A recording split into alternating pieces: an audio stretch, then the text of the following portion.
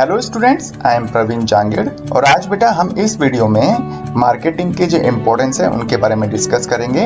आखिरकार जब भी मार्केटिंग की जाती है किसी भी बिजनेसमैन के द्वारा या मार्केटर के द्वारा, तो बेटा उसका बेनिफिट किसी भी कस्टमर्स को क्या होने वाला है, इसी के बारे में आज हम जानकारी जुटाएंगे। तो चलिए बेटा बिना किसी देरी के शुरू करते हैं। तो बेटा एक मार्केटिंग का कस्टमर्स के लिए जो बेनिफिट होने वाला है उसमें फर्स्ट बेनिफिट है बेटा quality goods at low cost. Strong marketing brings down the cost of production.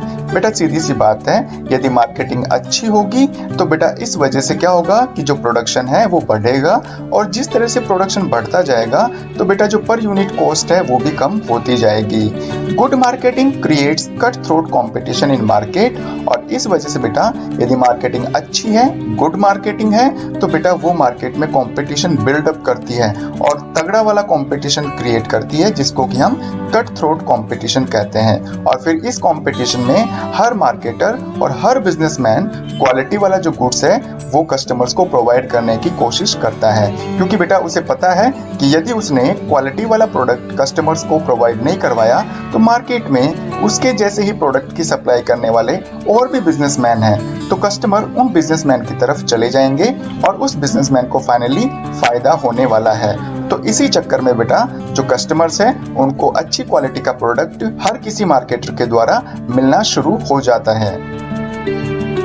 और हाँ बेटा, मार्केटिंग का कस्टमर्स के लिए जो सेकंड वाला बेनिफिट है या इम्पोर्टेंस है वो शुरू करें, उससे पहले मैं आपको एक बात बताना चाहता हूँ कि कई बार जो स्टूडेंट्स हैं मेरे से पूछा करते हैं कि सर आप नोट्स प्रोवाइड करवा देंगे क्या। तो बेटा मेरा तो यही कहना है कि जो भी आपकी स्क्रीन पर बिजनेस स्टडी का सब्जेक्ट मैटर या जो भी मैटर आप पढ़ रहे हैं फिलहाल अभी, इसका आप स्क्रीनशॉट खींचकर उसको PDF फाइल में कन्वर्ट कर सकते हैं। तो इस तरह से बेटा ये जो वीडियो है आपके लिए नोट्स का भी काम करेगा। जितनी भी स्लाइड्स आती हैं उनका आप स्क्रीनशॉट खींच लीजिए, और बेटा हर पॉइंट को मैं डिटेल से समझा रहा हूँ। तो ऐसा नहीं है कि नोट्स में आपको पूरी जानकारी नहीं मिलेगी। ये जो नोट्स मैंने बनाए हैं अपने YouTube वीडियोस में, वो सारे के सारे बेटा आपके लिए नोट्स का भी काम भली भांति तरीके से कर सकेंगे। बस करना क्या है, आपको केवल आपको बेटा हर स्लाइड जो आ रही है उसका आपको फोटो खींचना है और उसको PDF में अपने मोबाइल में आप कन्वर्ट करके और आराम से इनको नोट्स के रूप में भी पढ़ सकते हैं। और बेटा जैसा कि आपको पता है कि मैं समय समय पर इंग्लिश ग्रामर के वीडियोस भी अपलोड किया करता हूं मेरे YouTube चैनल पर, तो बेटा आप उन इंग्लिश वीडियोस के जो स्लाइड्स आते हैं उनकी भी बेटा आप स्क्रीनशॉट खींचकर और उनको PDF में कन्वर्ट करके उनको नोट्स के रूप में इस्तेमाल कर सकते हैं। तो चलिए बेटा अब हम शुरू करते हैं सेकंड इंपॉर्टेंस कस्टमर्स के लिए, वो है बेटा satisfaction of needs. Marketing helps a businessman in identifying the needs of customers through market research. और बेटा आपको पता है कि मार्केटिंग में एक मार्केटर का जो सबसे पहला काम क्या होता है, वो होता है बेटा मार्केट से रिलेटेड रिसर्च करना, इंफॉर्मेशन जुटाना। तो बेटा इसके अंतर्गत वो जो कस्टमर्स हैं उनकी अलग अलग तरह की जो नीड्स हैं, आवश्यकताएं हैं, उनको वो आइडेंटिफाई करता है और उनके अकॉर्डिंग ही बेटा उनको सेटिस्फाई करने के लिए वो प्रोडक्शन शुरू कर देता है, ताकि कस्टमर्स को उनके नीड्स के अकॉर्डिंग प्रोडक्ट मिल सके और वो ज्यादा से ज्यादा अपने प्रोडक्ट को लेकर सेटिस्फाई फील कर सके। ठीक इसी तरह से थर्ड इंपॉर्टेंस है कस्टमर्स के लिए मार्केटिंग का, और वो है बेटा enhance knowledge. A marketer provides price, quality and uses related information of upcoming goods to the customers through advertisement and publicity that enhances the knowledge of the customers. और जैसा कि बेटा आपको पता है एक मार्केटर जो है वो एडवर्टाइजमेंट और पब्लिसिटी के थ्रू जो उसका अपकमिंग यानी जो आने वाला प्रोडक्ट है या जो गुड्स है उसकी प्राइस, उसकी क्वालिटी, उसके यूसेज यानी उसके उपयोग के बारे में पूरी जानकारी कस्टमर्स को दे देता है, जो कि बेटा कस्टमर्स के नॉलेज को एनहेंस करने के लिए या उसको बढ़ाने के लिए काफी होता है। That makes buying an easy task for them। और इस तरह की जानकारी जब उनको एडवर्टीजमेंट के थ्रू मिलती है तो बेटा उन्हें प्रोडक्ट खरीदने में आसानी होती है। They don't have to think more before buying the product। और जब भी वो सामान खरीदेंगे तो उनको ज्यादा सोचने की जरूरत नहीं रहती है, क्योंकि बेटा सोचना तो तब होता है ना जब कोई आपके सामने ऐसा प्रोडक्ट आ जाए जिसके बारे में आपको जानकारी ही नहीं है। लेकिन बेटा मार्केटिंग में एक कस्टमर एडवर्टीजमेंट और पब्लिसिटी के थ्रू उस प्रोडक्ट से रिलेटेड जितनी भी प्रकार की जानकारी होती है वो पहले ही ले चुका होता है। तो इस तरह से बेटा मार्केटिंग कस्टमर्स के नॉलेज को इंक्रीज करने में, एनहेंस करने में भी अहम भूमिका निभाता है। ठीक इसी तरह से बेटा फोर्थ इंपॉर्टेंस है best utilisation of wealth. Customers can decide to buy or not to buy the product after making a comparative study of various same products of different producers through their ads on the basis of price and quality. और बेटा सीधी सी बात है, जो पैसे हैं वो पेड़ पर तो उगते नहीं है, तो बेटा जो हर कस्टमर है वो कोशिश यही करता है कि मुझे कम से कम पैसे में अधिक से अधिक क्वालिटी वाला प्रोडक्ट मिले। और ऐसा कब पॉसिबल है बेटा, जब मार्केटिंग के अंडर में जब भी कोई मार्केटर पब्लिसिटी करता है या एडवर्टीजमेंट करता है अपने प्रोडक्ट की, तो बेटा कस्टमर्स जो है ना वो अलग अलग जो प्रोड्यूसर्स होते हैं, मार्केटर्स होते हैं, उनकी सेम ही वेराइटी, सेम ही प्रोडक्ट का जो कंपैरेटिव स्टडी है वो कर लेते हैं। उन्हें ये पता चल जाता है कि कौन सा प्रोड्यूसर कौन सा प्रोडक्ट सस्ते में दे रहा है और बेस्ट क्वालिटी के साथ में दे रहा है। Then he can invest his money buying those goods which satisfies them more। और इस प्रकार से बेटा जब वो कंपैरिजन करता है और उसे लगता है कि मुझे ये प्रोडक्ट खरीदना चाहिए, तो फिर बाद में बेटा वो अच्छी तरह से डिसीजन लेकर उसी प्रोडक्ट को खरीदने में अपने पैसे खर्च करता है, जो कि उसकी आवश्यकताओं को ज्यादा से ज्यादा सेटिस्फाई करे। ठीक इसी तरह से बेटा फिफ्थ इंपॉर्टेंस है कस्टमर के लिए कि improved living standard. If customers start to use new, better variety and luxurious products, then their standard of living the life also said to be improved। बेटा एक मार्केटर अपनी मार्केटिंग के through customers को ज्यादा से ज्यादा प्रोडक्ट अवेलेबल कराना चाहता है, जो कि उनके लिए नए हो, अच्छी वैरायटी वाले हो और लग्जरियस टाइप के प्रोडक्ट हो। तो जब कस्टमर्स इस प्रकार के गुड्स को यूज करना शुरू कर देता है, तो इसका मतलब है कि वो अपना जीने का तरीका बेहतर कर रहा है। जैसे बेटा पहले हम क्या करते थे कि जो कपड़े धोने का साबुन होता है ना, उसी से हम नहा लिया करते थे, क्योंकि उस दौरान कंपटीशन ज्यादा नहीं था और हमें इन चीजों के बारे में पता भी नहीं था। कौन सी चीजें बेटा जो नई नई वैरायटी की चीजें आती है उनके बारे में पता नहीं था, क्योंकि उस टाइम बेटा इतना ज्यादा एडवर्टीजमेंट होता भी नहीं था और हमारे घर पर बेटा टीवी रेडियो वगैरह कुछ हुआ नहीं करते थे। तो जो भी हमें चीज दिखती थी हम उसी का इस्तेमाल करना शुरू कर देते थे।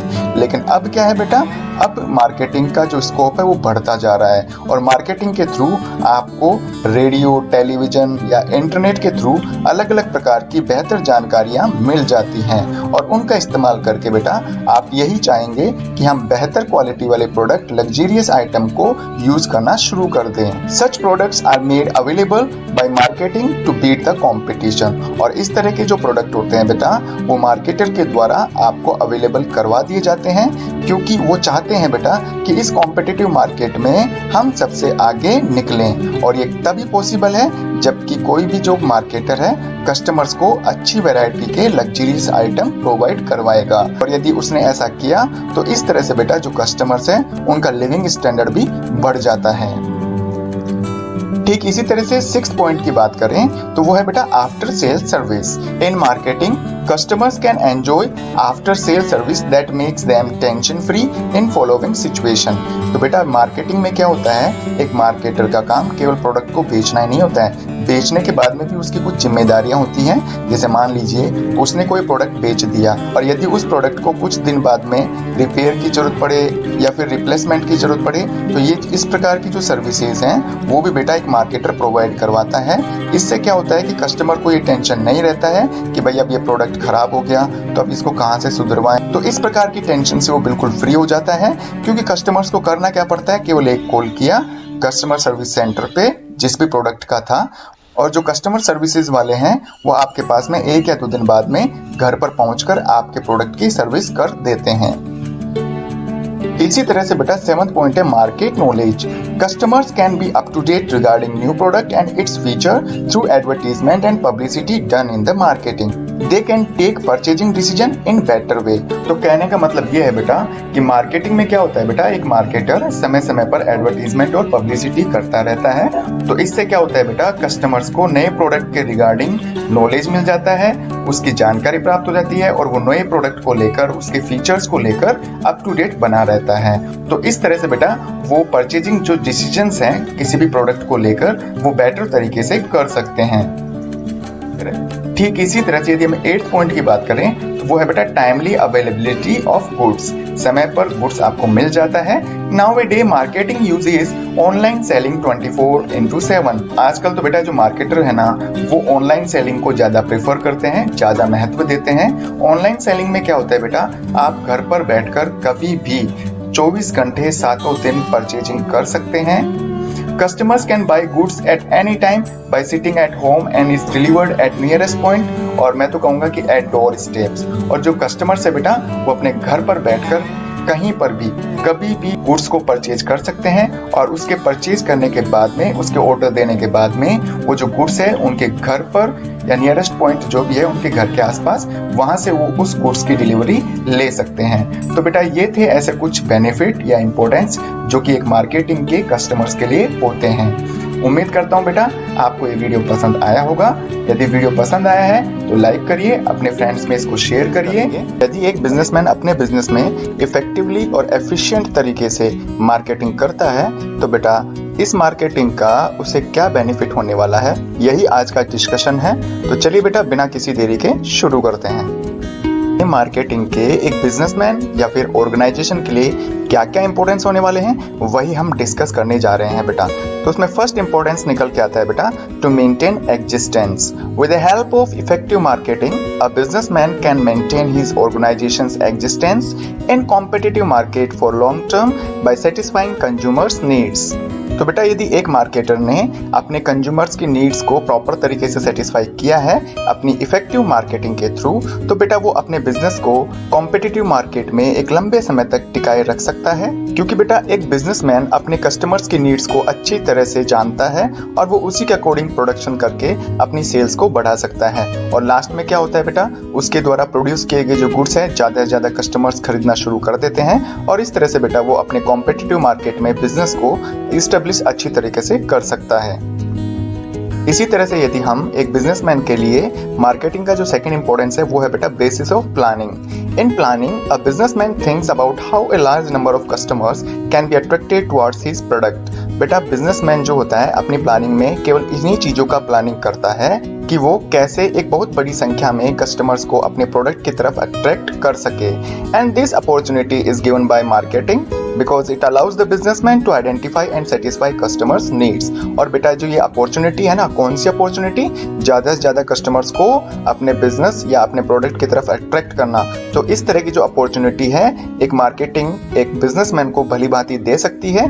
कैसे बेटा, क्योंकि मार्केटिंग में क्या होता है कि बिजनेसमैन को जो कस्टमर्स की नीड्स है उनके बारे में पता चल जाता है और बाद में वो उनको सेटिस्फाई करने की कोशिश करता है। और इस तरह से बेटा मार्केटिंग जो है वो प्लानिंग का एक बेस होता है। क्योंकि बेटा प्लानिंग में केवल यही तो सोचा जाता है कि भाई कस्टमर्स ज्यादा से ज्यादा जुड़े रहें, और वो कैसे जुड़े रहेंगे, यदि एक बिजनेसमैन कस्टमर्स की नीड्स को टाइम पर सेटिस्फाई कर दे। और कस्टमर्स की नीड्स के बारे में पता चलना, उनको आइडेंटिफाई करना, उनको सेटिस्फाई करने की कोशिश करना, ये सब वो किसकी हेल्प से कर सकता है, इफेक्टिव मार्केटिंग के थ्रू। इसी तरह से थर्ड इंपॉर्टेंस की बात करें तो वो है बेटा enhance sales. Marketing provides the details of the behaviour of customers, their needs and priority. After knowing this, the business started to sell the product which meet the specification of customers। और बेटा marketing जो है ना एक businessman को customers के व्यवहार के बारे में, उसकी डिमांड के बारे में, वो किस प्रोडक्ट को ज्यादा प्रायोरिटी देता है, उसकी क्या जरूरतें हैं, ये सारी की सारी डिटेल्स हैं, जो जानकारियां हैं वो एक बिजनेसमैन को प्रोवाइड करवाता है। अब जब ये जानकारियां वो जान चुका है तो बेटा फिर जो बिजनेसमैन है वो उसी के अकॉर्डिंग सेल्स करना शुरू कर देता है जो कि कस्टमर्स की आवश्यकताओं को पूरा करे। और इस तरह से बेटा वो अपनी सेल्स को बढ़ा सकता है। और वो कैसे बढ़ा सकता है, यदि वो मार्केटिंग के थ्रू कस्टमर्स की नीड्स को पहचान लेता है, यदि उसी के अकॉर्डिंग प्रोडक्शन करेगा तो बेटा ज्यादा से ज्यादा जो कस्टमर है वो उसके प्रोडक्ट को जरूर खरीदेंगे और इस तरह से वो अपनी सेल्स को बढ़ा सकता है। अब यदि हम फोर्थ इंपॉर्टेंस की बात करें जो कि एक बिजनेसमैन के लिए है मार्केटिंग का, वो है बेटा एनहेंस प्रोडक्शन। तो बेटा मैंने यहाँ पर अब इसके बाद में आने वाले जितने भी पॉइंट होंगे ना उसको मैंने डायग्राम के थ्रू समझाने की कोशिश की है। उम्मीद है बेटा आप इन डायग्राम के थ्रू इनको अच्छी तरह से समझ जाएंगे। तो बेटा देखिए हमने थर्ड पॉइंट में पढ़ा था कि जो मार्केटिंग है वो सेल्स को बढ़ाने में मददगार होता है। और वो कैसे मददगार होता है बेटा, क्योंकि मार्केटिंग एक बिजनेसमैन को कस्टमर्स की नीड्स के बारे में जरूर इन्फॉर्मेशन दे देता है, उसके हिसाब से वो सेल्स बढ़ा देता है या प्रोडक्शन कर देता है। तो बेटा जैसे ही उसकी सेल्स बढ़ेगी तो ऑटोमेटिकली क्या होगा, उसको अपनी प्रोडक्शन को बढ़ाना होगा। तो इस तरह से बेटा जो मार्केटिंग है वो प्रोडक्शन को बढ़ाने में भी मदद करता है। और बेटा यदि प्रोडक्शन बढ़ता है तो फिर उसका डायरेक्टली जो बेनिफिट है या जो उसका फायदा है वो किसको पहुंचेगा? एक बिजनेसमैन को। इसी तरह से फिफ्थ पॉइंट है बेटा मिनिमम कॉस्ट डिस्ट्रीब्यूशन। इसका मतलब ये है बेटा प्रोडक्शन बढ़ गया है तो प्रोडक्शन के बढ़ने के साथ में ही लो पर यूनिट कॉस्ट आती है। मतलब जितना ज्यादा प्रोडक्शन आप करोगे तो हर चीज को प्रोडक्शन करने में जो खर्चा आता है, एक एक यूनिट को जो प्रोड्यूस करने में खर्चा आता है वो कम होना शुरू हो जाता है। और इसका भी फायदा बेटा अल्टीमेटली बिजनेसमैन को जाता है और बाद में फिर वो कस्टमर्स को भी जाएगा, क्योंकि बेटा पर यूनिट कॉस्ट यदि लो है बेटा ऐसा जो प्रोडक्ट है वो सस्ता भी बिकेगा और वो कस्टमर्स को फायदा पहुंचाएगा। इसी तरह से हम 6 पॉइंट की बात करें तो वो है बेटा एनहेंस प्रॉफिट। भाई सीधी सी बात है, increase in production always rises increase in profit. मतलब यह है कि यदि प्रोडक्शन धीरे धीरे बढ़ना शुरू हो गया तो बेटा उसी हिसाब से जो बिजनेसमैन का प्रॉफिट है वो भी धीरे धीरे बढ़ना शुरू हो जाएगा। और हाँ बेटा, हम इस वीडियो के अंत में ये जितने भी पॉइंट हैं, पॉइंट नंबर 3 से लेकर और जो लास्ट तक का जो पॉइंट आएगा इस वीडियो में, उसको एक बार और रिवाइज करेंगे। मतलब आपकी स्क्रीन के सामने ये सभी पॉइंट्स एक साथ रहेंगे और उनको बेटा मैं 1 बाय 1 करके आपको समझाऊंगा, क्योंकि यदि स्क्रीन के सामने सभी पॉइंट्स एक साथ रहते हैं तो उनको मेमोराइज करने में आसानी रहती है। इसी तरह से एक बिजनेसमैन के लिए जो 7th इंपॉर्टेंस है मार्केटिंग का वो है बेटा इंक्रीज्ड गुडविल। भाई सीधी सी बात है, इंक्रीज्ड प्रोडक्शन एंड लॉयल्टी। मतलब जैसे आप इफेक्टिवली मार्केटिंग करेंगे तो आपका प्रोडक्शन बढ़ेगा और आपके प्रोडक्ट के प्रति जो कस्टमर्स हैं उनकी लॉयल्टी बढ़ेगी। मतलब कस्टमर्स का जो विश्वास है आपके प्रोडक्ट पर धीरे धीरे जमता जाएगा। और इन्हीं सभी चीजों की वजह से क्या होगा बेटा, लास्ट में आपकी जो गुडविल है, आपकी फर्म की, आपके बिजनेस की या आपके ऑर्गेनाइजेशन की जो गुडविल है, गुडविल का मतलब होता है प्रसिद्धि, रेपुटेशन, वो बढ़ना शुरू हो जाएगी। और इसका फायदा बेटा अल्टीमेटली किसको होगा? एक बिजनेसमैन को। ठीक इसी तरह से 8th इंपॉर्टेंस है ग्रोथ एंड एक्सपेंशन। तो बेटा कहने का मतलब यहाँ पे ये है कि जैसे जैसे प्रोडक्शन बढ़ेगा वैसे वैसे प्रॉफिट बढ़ेगा। जैसे जैसे प्रॉफिट बढ़ा तो लोगों का जो आपके ऊपर विश्वास है वो जमता जाएगा और इस वजह से बेटा आप धीरे धीरे अपने बिजनेस का ग्रोथ भी कर पाएंगे। और जैसे ही आपका बिजनेस धीरे धीरे ग्रोथ करने लगेगा उसके बाद में बेटा आप ये चाहोगे कि मैं मेरे बिजनेस की जो ब्रांचेज हैं और ज्यादा जगहों पर खोलूं, और इसे हम क्या बोलते हैं बेटा? एक्सपेंशन। और अगर हम बात करें 9th पॉइंट की तो वो है बेटा इंटरनेशनल बिजनेस। जैसे जैसे आपके प्रॉफिट बढ़ेंगे तो आप ग्रोथ करना शुरू करेंगे, आप अपने बिजनेस का एक्सपेंशन करना शुरू कर देंगे। और जब आपके पास में फंड ज्यादा होगा, प्रॉफिट ज्यादा होगा, तो आप ये जरूर कोशिश करेंगे बेटा कि जो आपका बिजनेस है वो नेशन तक ही सीमित न रहे, मतलब एक देश तक ही या खुद के देश तक ही सीमित नहीं रहे। क्योंकि बेटा अब आपके पास प्रॉफिट ज्यादा है तो आप चाहेंगे कि आपका जो बिजनेस है वो इंटरनेशनल लेवल पर भी ग्रोथ करे और इसका जो अल्टीमेटली फायदा वो पहुंचेगा बेटा एक बिजनेसमैन को। इसी तरह से बेटा 10th जो इंपॉर्टेंस है एक बिजनेसमैन के लिए मार्केटिंग का वो है बेटा सोशल रेस्पॉन्सिबिलिटी। जैसे जैसे आपके प्रॉफिट बढ़ेंगे आप ग्रो करेंगे और जैसे जैसे ग्रो करेंगे तो बेटा आपकी रेपुटेशन बढ़ेगी और आपको बेटा अपने बिजनेस को एक्सपेंशन करने के लिए एम्प्लॉइज की और लेबर्स की भी जरूरत पड़ेगी। तो इस तरह से बेटा आप अपनी सोशल रेस्पॉन्सिबिलिटी को भी बखूबी निभा पाएंगे। कैसे बेटा? सोसाइटी का वेलफेयर करके, जैसे गवर्नमेंट स्कूल होती है वहाँ डोनेशन देकर, जहाँ पर आपका बिजनेस सेटअप लगा हुआ है वहाँ के आसपास एरिया को डेवलप करके, वहाँ पे सड़क का निर्माण करके। क्योंकि बेटा अब आप ऐसी स्टेज पर पहुंच चुके हो जहाँ पर आपका बिजनेस आपको प्रॉफिट कमाकर दे रहा है और इसी के साथ में बेटा आप सोसाइटी में एम्प्लॉयमेंट की अपॉर्चुनिटी को भी क्रिएट करेंगे। तो बेटा ये थे कुछ इस तरह के इंपॉर्टेंस जो कि एक बिजनेसमैन को होने वाले हैं। किसके थ्रू? मार्केटिंग के थ्रू। और कैसे बेटा? यदि आप मार्केटिंग प्रॉपर, इफेक्टिवली और एफिशिएंट तरीके से करोगे तो उसका जो अल्टीमेट फायदा है वो एक बिजनेसमैन को मिल सकता है। अब मैंने जैसा कि आपको वीडियो के शुरू में कहा था बेटा कि मैं इन पॉइंट्स को दोबारा आपको रिवाइज करूंगा, तो चलिए बेटा अब हम वही करने की कोशिश करते हैं। तो जैसा कि बेटा मैंने आपको पहले ही कहा था कि पॉइंट नंबर 3 से लेकर और जो लास्ट पॉइंट 10 है वहां तक के जितने भी पॉइंट्स है बेटा वो एक दूसरे से इंटरकनेक्टेड है। अब वो कैसे हैं मैं आपको समझाता हूं बेटा। देखो मार्केटिंग जो है वो एक बिजनेसमैन को क्या फायदा पहुंचाती है कि उसकी जो सेल्स है उसको वो बढ़ा देती है। कैसे बढ़ा देती है? क्योंकि बेटा जो एक बिजनेसमैन है मार्केटिंग के थ्रू कस्टमर्स की नीड्स को आइडेंटिफाई करके उनको सेटिस्फाई करने की कोशिश करता है और उसी के अकॉर्डिंग प्रोडक्ट बेचना शुरू करता है। तो इस तरह से बेटा उसकी सेल्स इंक्रीज हो जाती है। जैसे ही सेल्स इंक्रीज होगी तो बेटा उसे प्रोडक्शन की स्पीड बढ़ानी पड़ेगी और इस तरह से उसका प्रोडक्शन भी बढ़ेगा। जैसे प्रोडक्शन बढ़ेगा तो बेटा जो पर यूनिट कॉस्ट है वो बहुत कम आएगी। मतलब एक यूनिट का प्रोडक्शन करने में जो खर्चा आता है वो बहुत ही कम होना शुरू हो जाएगा। और जैसे ही प्रोडक्शन बढ़ा और पर यूनिट कॉस्ट कम आने लगी तो बेटा एक बिजनेसमैन का प्रॉफिट भी बढ़ेगा। जैसे प्रॉफिट बढ़ेगा, पैसा ज्यादा होगा तो लोग उसे जानेंगे, क्योंकि बेटा वो क्वालिटी वाले प्रोडक्ट को बेचना शुरू कर देगा और इस तरह से जो कस्टमर्स है वो उस गुड्स के प्रति या उस प्रोडक्ट के प्रति काफी लॉयल होंगे और यही चीजें बेटा एक बिजनेसमैन की गुडविल को बढ़ाने के लिए जिम्मेदार होती हैं। जैसे आपकी गुडविल बढ़ेगी, लोग आपको जानेंगे, कस्टमर्स आपके प्रोडक्ट को खरीदना शुरू करेंगे, तो आपका बिजनेस क्या होगा बेटा, ग्रोथ करना शुरू कर देगा। और ग्रोथ जैसे होगी तो आप ये सोचेंगे कि हम हमारे बिजनेस को एक्सपेंड भी करें। एक्सपेंड का मतलब होता है कि बेटा कि आपका जो बिजनेस है उनकी जो यूनिट्स है अलग अलग एरिया में इस्टेब्लिश करना। और जैसे आपके पास प्रॉफिट ज्यादा होने लग गया तो आप इंटरनेशनल जो बिजनेस है वो भी करना शुरू कर देंगे और इस तरह से बेटा आप अपने बिजनेस का जो दायरा है वो बढ़ा लेंगे। इसके साथ में बेटा आपके पास प्रॉफिट ज्यादा हो गए, आपके पास पैसे की कमी नहीं है, तो फिर आप धीरे धीरे अपनी सोसाइटी के वेलफेयर के लिए भी काम करना शुरू करेंगे और उनको एम्प्लॉयमेंट अपॉर्चुनिटी देना शुरू कर देंगे। तो उम्मीद है बेटा आपको वीडियो में बताई गई जो चीजें हैं बिजनेसमैन के लिए जो इंपॉर्टेंस है मार्केटिंग के, वो अच्छी तरह से समझ में आए होंगे। यदि वीडियो अच्छा लगा तो बेटा इसे लाइक करिए, अपने फ्रेंड्स में शेयर करना न भूलिए। यदि आप चाहते हैं इसी तरह के वीडियोस के नोटिफिकेशन सबसे पहले आपके मोबाइल पर आए तो बेटा इसके लिए आप मेरा चैनल सब्सक्राइब कर सकते हैं। और बेटा ये जो इम्पोर्टेंस हैं वो सोसाइटी के लिए होने वाले हैं। आखिरकार एक मार्केटिंग के जो फायदे हैं वो सोसाइटी को क्या क्या मिल सकते हैं, किन किन रूपों में मिल सकते हैं, तो बेटा ऐसे ही कुछ फायदों के बारे में हम आज बात करने वाले हैं। तो चलिए बेटा बिना किसी देरी के शुरू करते हैं। तो बेटा मार्केटिंग के सोसाइटी के लिए जो फायदे हैं उनमें से जो फर्स्ट वाला जो फायदा है या जो फर्स्ट वाला जो इम्पोर्टेंस है वो है बेटा increase in employment. Marketing offers a variety of employment opportunities to the people of society in following manner।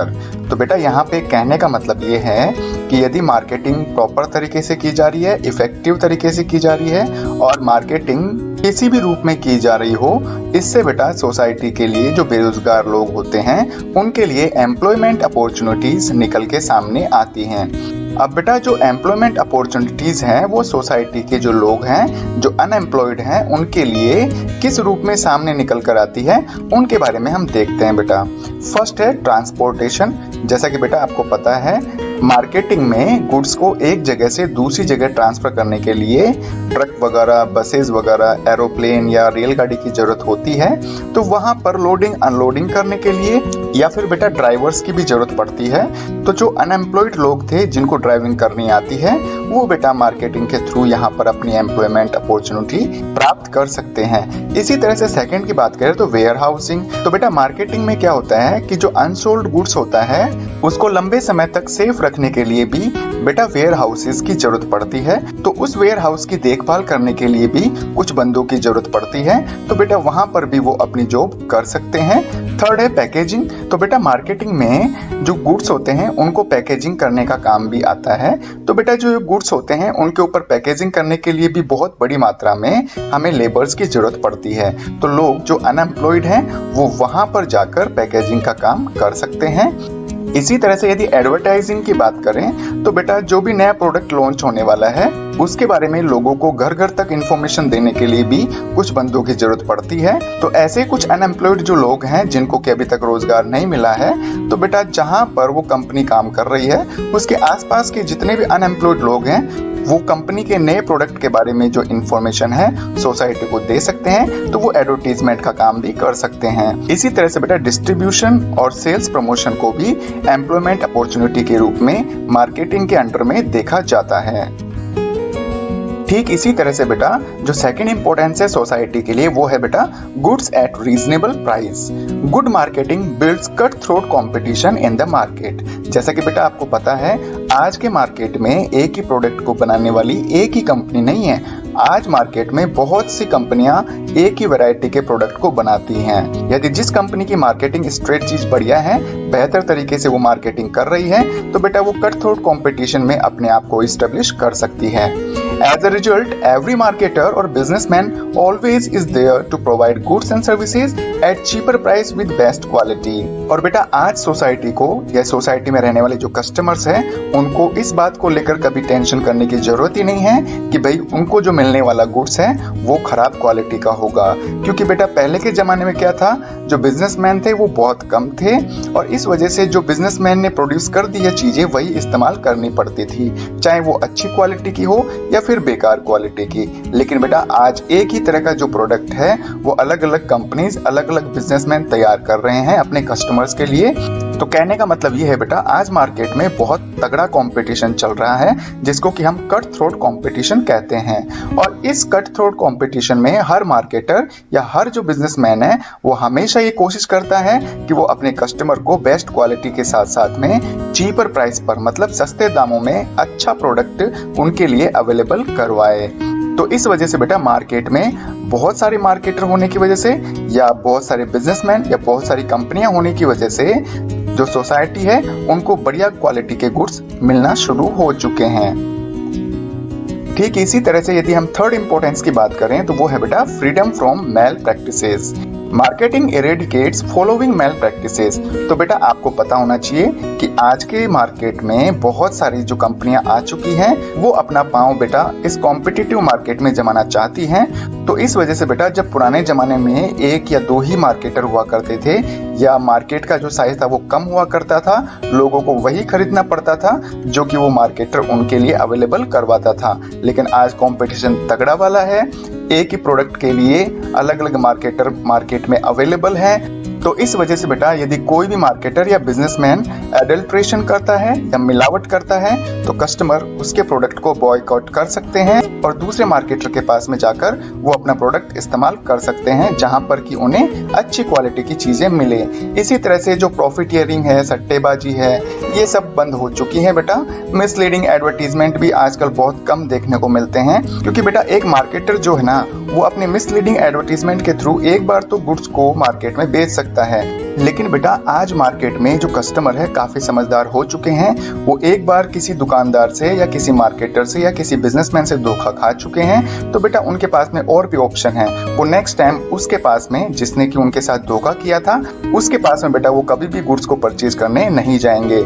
इसी तरह से हम ब्लैक मार्केटिंग की बात करें तो बेटा कुछ ऐसे बिजनेसमैन भी होते हैं या शॉपकीपर भी होते हैं जिनके पास गुड्स होते हुए भी एक पर्टिकुलर टाइम पर उस गुड्स की सप्लाई या उस गुड्स को बेचते नहीं है क्योंकि उनको ये लगता है कि जब इसकी डिमांड तेज होगी तो उस समय बेटा वो गुड्स जो है मार्केट में अवेलेबल होगा नहीं और हमारे पास में जो वेयर हाउसेज में पड़ा हुआ माल है उस माल को हम 10 गुना 20 गुना कीमत में बेचेंगे। लेकिन बेटा ये सब बातें अब पुरानी हो चुकी हैं क्योंकि पहले गिने चुने मार्केटर ही थे और आज बेटा मार्केट में बहुत सारे ऐसे मार्केटर हैं जो कि आपको आपके मन के मुताबिक जो गुड्स है वो अवेलेबल करा सकते हैं। इसी तरह से अंडरवेइंग, कई बार क्या होता है बेटा जो शॉपकीपर या मार्केटर या बिजनेसमैन जो अपना गुड्स आपको पैकेजिंग के थ्रू देते हैं तो उसमें वजन भी कम आता है। तो ये जो सारी समस्याएं हैं वो अब बिल्कुल कम हो चुकी हैं क्योंकि उनको पता है बेटा, किनको पता है, मार्केटर को पता है कि आज का जो कस्टमर है वो किंग है मार्केट का, वो काफी समझदार हो चुका है। अब उनके पास में उनकी चालाकियां नहीं चल सकती। इसी तरह से फोर्थ इंपॉर्टेंस की बात करें जो कि एक सोसाइटी के लिए होते हैं मार्केटिंग के, वो है बेटा creation of social value. All the marketing activity is done by keeping customers priority in the mind. तो बेटा आज के मार्केट में एक मार्केटर को कस्टमर्स की प्रायोरिटीज को ध्यान में रखकर सारी मार्केटिंग स्ट्रेटजीज और एक्टिविटीज को अप्लाई करना पड़ता है। Nowadays, all the products are produced and services are offered according to the need of customers। और आज बेटा जो भी मार्केटर होगा, जो भी प्रोड्यूसर होगा, जो भी बिजनेसमैन होगा, वो अपनी सर्विसेज या गुड्स को मार्केट में अवेलेबल करवाना चाहता है तो वो यूं ही मार्केट में अपने गुड्स या सर्विसेज को नहीं ला सकता। इसके लिए सबसे पहले उसे कस्टमर्स की नीड्स को ध्यान में रखना होगा। Marketers have started to give importance to the customers which increases the value of society। और आज बेटा मार्केटर जो हैं वो कस्टमर्स को इम्पोर्टेंस देना शुरू कर चुके हैं। कहने का मतलब ये है बेटा कि जो मार्केटर है वो कस्टमर को किंग मानता है और उसकी वैल्यू करना अब जान चुका है। तो उम्मीद है बेटा आपको इस वीडियो में समझाएगी जो चीजें हैं वो समझ में आई होंगी। और हाँ बेटा जो मार्केटिंग का जो इम्पोर्टेंस है ना सोसाइटी के लिए, उसके लिए केवल 4 ही पॉइंट थे। उम्मीद करता हूँ ये जो पॉइंट्स हैं आपको समझ में आ गए होंगे। यदि वीडियो अच्छा लगा है तो बेटा इसे लाइक करिए, अपने फ्रेंड्स में इसको शेयर करना न भूलिए। हम मार्केटिंग के इम्पोर्टेंस के बारे में डिस्कस करने वाले हैं और आज का जो इम्पोर्टेंस है बेटा वो होगा नेशन के लिए। मतलब यदि किसी भी देश में इफेक्टिव मार्केटिंग ऑर्गेनाइज की जाती है तो इस तरह की मार्केटिंग का एक देश को क्या क्या फायदा हो सकता है, तो इन्हीं सब फायदों के बारे में आज हम इस वीडियो में डिस्कस करने वाले हैं। तो चलिए बेटा बिना किसी देरी के हम शुरू करते हैं। हाँ तो बेटा एक मार्केटिंग का एक देश के लिए जो पहला इंपॉर्टेंस है वो है बेटा इंक्रीज इन नेशनल इनकम। अब ये कैसे पॉसिबल है बेटा, चलो इसी को देखते हैं। A large number of people get employed under marketing. तो बेटा जैसा कि मैंने आपको मार्केटिंग के कस्टमर्स के लिए जो होने वाले फायदे थे उसी में एक टॉपिक आया था कि इंक्रीज इन एम्प्लॉयमेंट। तो मैंने वहां पर आपको बताया था बेटा कि जो मार्केटिंग होती है वो एम्प्लॉयमेंट अपॉर्चुनिटी भी प्रोवाइड करती है। तो इस तरह से यदि बहुत सारे लोगों को मार्केटिंग के अंडर में रोजगार मिलता है, एम्प्लॉयमेंट मिलता है, तो इससे क्या होगा बेटा, वो पैसा कमाना शुरू करेंगे। और जैसे मान लीजिए कुछ बंदे ऐसे थे जो पहले बेरोजगार थे, तो वो कमा नहीं रहे थे, अब उनको बेटा रोजगार मिल गया है तो अब उन्होंने कमाना शुरू कर दिया है। तो बेटा ध्यान रखना, किसी भी देश में रहने वाले जितने भी लोग हैं उन सभी की टोटल जो इनकम होती है उनको जोड़ दें तो बेटा वो क्या कहलाती है, नेशनल इनकम। और नेशनल इनकम को हम क्या बोलते हैं बेटा, GDP. Increasing number of employed people also contribute in formation national income. तो जैसा कि मैंने बताया बेटा, जितने ज्यादा लोगों को रोजगार मिलेगा उतने ज्यादा लोग कमाना शुरू करेंगे, और जितना ज्यादा कमाएंगे इसका मतलब है कि उस देश की जो इनकम है, पर कैपिटा इनकम है, वो बढ़ गई। तो बेटा हम ये कह सकते हैं कि उस देश की जो नेशनल इनकम है वो बढ़ गई है। ठीक इसी तरह से बेटा मार्केटिंग का एक देश के लिए जो इंपॉर्टेंस है वो है सेकंड नंबर का, production from recession. The main function of marketing is to identify the needs of customers. If there is more demand of products, marketer produces goods more accordingly. It also removes black marketing. तो बेटा सीधी सी बात यहाँ पे कहने का ये है कि जो मार्केटिंग है, मार्केटिंग में जो एक मार्केटर होता है ना बेटा, वो कस्टमर्स की नीड्स को ध्यान में रखकर ही प्रोडक्शन शुरू करता है। मान लीजिए किसी टाइम पर कस्टमर किसी चीज का डिमांड ज्यादा नहीं कर रहे हैं तो बेटा वो प्रोडक्शन बंद कर देगा या फिर प्रोडक्शन कम कर देगा, और जैसे ही डिमांड ज्यादा होती है तो बेटा जो मार्केटर है वो उन प्रोडक्ट का प्रोडक्शन करना ज्यादा कर देगा, ताकि बेटा कस्टमर्स को किसी भी प्रकार की मंदी या रिसेशन का सामना न करना पड़े।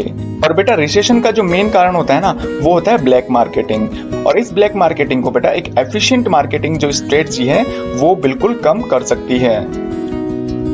ठीक इसी तरह से बेटा थर्ड पॉइंट है, optimum utilisation of natural resources.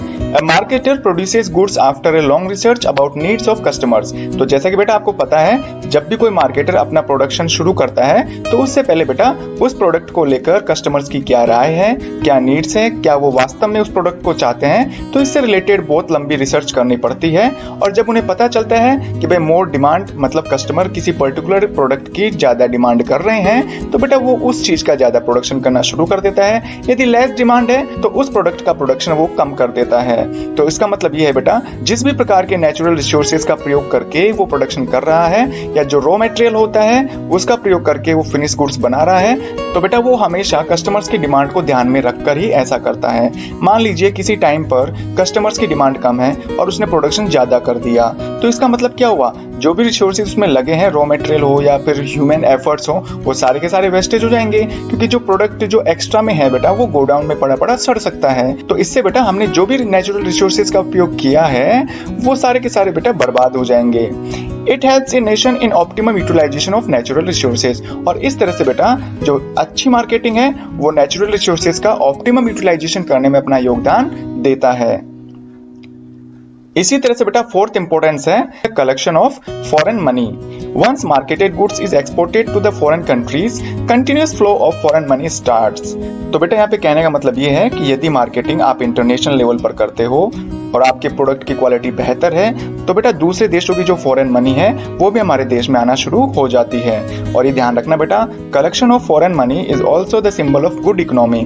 और बेटा किसी भी देश के पास में फॉरेन मनी की ट्रेजरी या फॉरेन मनी का जो भंडार है ज्यादा है तो ये माना जाता है बेटा कि उस देश की जो इकोनॉमी है वो बहुत ही प्रोग्रेसिव है, बहुत ही गुड है, बहुत अच्छी है। और बेटा ये भी बात ध्यान में रखनी है कि विदेशों से फॉरेन मनी लाया कौन, मार्केटिंग, क्योंकि हमने जो अपने गुड्स हैं, प्रोडक्ट्स हैं, उनको इंटरनेशनल लेवल पर बेचना शुरू किया था।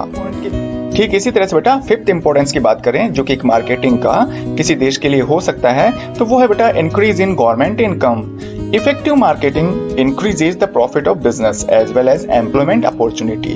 बेटा यदि इफेक्टिवली आप मार्केटिंग कर रहे हो अपने बिजनेस का, अपने प्रोडक्ट का, अपनी सर्विसेज का, तो बेटा ये चीजें क्या है, आगे जाकर बिजनेस में प्रॉफिट को ज्यादा बढ़ावा देती हैं, साथ ही साथ में लोगों को रोजगार भी देती हैं। तो सपोज करिए बेटा अगर आपकी मार्केटिंग स्ट्रेटजीज अच्छी हैं और आपने किसी वर्ष ज्यादा प्रॉफिट किया है तो इसका मतलब है बेटा गवर्नमेंट को भी मोर अर्निंग होने वाली है आपके प्रॉफिट से। कैसे बेटा, क्योंकि आप इनडायरेक्ट टैक्स के रूप रूप में जो कंपनी टैक्सेस वगैरह होते हैं वो गवर्नमेंट के खजाने में जमा कराते हैं और इस तरह से गवर्नमेंट की इनकम भी बढ़ती है। अब मान लीजिए आप पहले बेरोजगार बैठे हुए थे, लेकिन बेटा मार्केटिंग के अंडर में आपको एक रोजगार मिला और उस वजह से बेटा आप कमाना शुरू करें। तो जैसे जैसे आपकी सैलरी बढ़ेगी तो वैसे वैसे बेटा आपको गवर्नमेंट के पास में ज्यादा अपना जो टैक्स है, इनकम टैक्स है, वो जमा कराना पड़ेगा। तो जो आपका इनकम टैक्स है वो डायरेक्ट टैक्स के रूप में माना जाता है और इस तरह से बेटा गवर्नमेंट की इनकम का सोर्स भी बढ़ जाता है। और अगर हम बात करें 6 पॉइंट की तो वो है बेटा development of agriculture sector. Marketing always rises the demand of goods. तो जैसा कि बेटा आपको पता है मार्केटिंग में हम क्या करते हैं, पब्लिसिटी करते हैं, एडवर्टीजमेंट करते हैं। तो ये सब चीजें बेटा जो कस्टमर्स को प्रोडक्ट को ज्यादा से ज्यादा खरीदने को लुभाने के लिए की जाती हैं।